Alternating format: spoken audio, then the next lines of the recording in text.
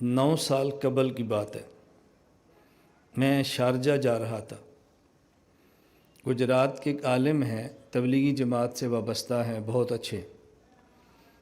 میں ان کے ہاں گزرتے ہوئے رکا۔ میں نے کہا جی میرا رمضان کو شارجہ کا سفر ہے۔ یہ شاید ان نے بیان کا وقت مانگا تو میں نے کہا میرا باہر کا سفر ہے۔ انہوں نے مجھے 6-7 لوگوں کے نمبر دیے، کہا جی آپ شارجہ جائیں تو ان سے ضرور ملیں۔ میں گیا، نہ ان حضرات کو میں نے فون کیا، نہ میں ان سے ملا۔ میرے دل میں ایک بات آئی کہ میں پاکستان سے دوسرے ملک آیا ہوں اور رمضان میں آیا ہوں، میں ان کو فون کر کے بلاؤں گا تو ان کا ذہن آئے گا کہ مولانا صاحب نے ہمیں یاد کیا ہے مدرسے کے چندے کے لیے، مرکز کی زکوٰۃ کے لیے مانگنے کے لیے، تو میرے خلاف ان کا کیا ذہن بنے گا کہ یار پہلی ملاقات اور پہلی ملاقات بھی پیسوں کے لیے۔ تو میں نے اپنے اس ذہن کی وجہ سے ان کو فون نہیں کیا، میں نے ملاقات نہیں کی، واپس آ گیا۔ 2-4 ماہ میرا گجرات کا سفر ہوا، وہ مولانا صاحب ملے تو مجھے فرمایا کہ ہمارے ساتھیوں سے ملاقات ہوئی تھی۔ میں نے کہا جی نہیں۔ مجھے کہتے کیوں؟ میں نے وجہ بتائی۔ ذرا الفاظ پہ توجہ کرنا، جب بندے کی فکر بدلتی ہے تو الفاظ کیسے نکلتے۔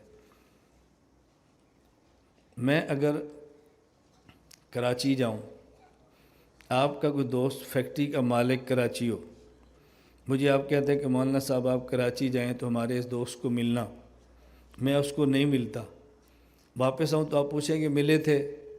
میں نے کہا نہیں ملا، وقت نہیں تھا، کوئی عذر کروں۔ آپ کا پتہ ہے جواب کیا ہوگا؟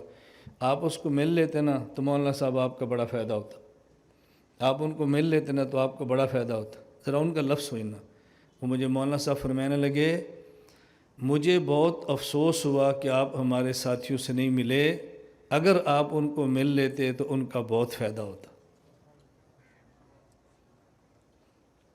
بات سمجھ آئی؟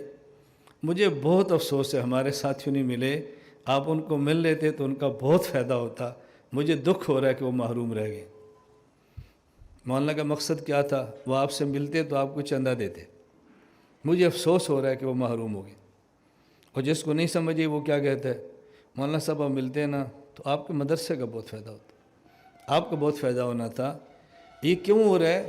ہمارا یہ ذہن بنا ہوا ہے کہ جب ہم دیں گے تو ان کا فائدہ ہے، حالانکہ ہمارا ذہن ہونا چاہیے کہ جب ہم دیں گے تو بولو ہمارا فائدہ۔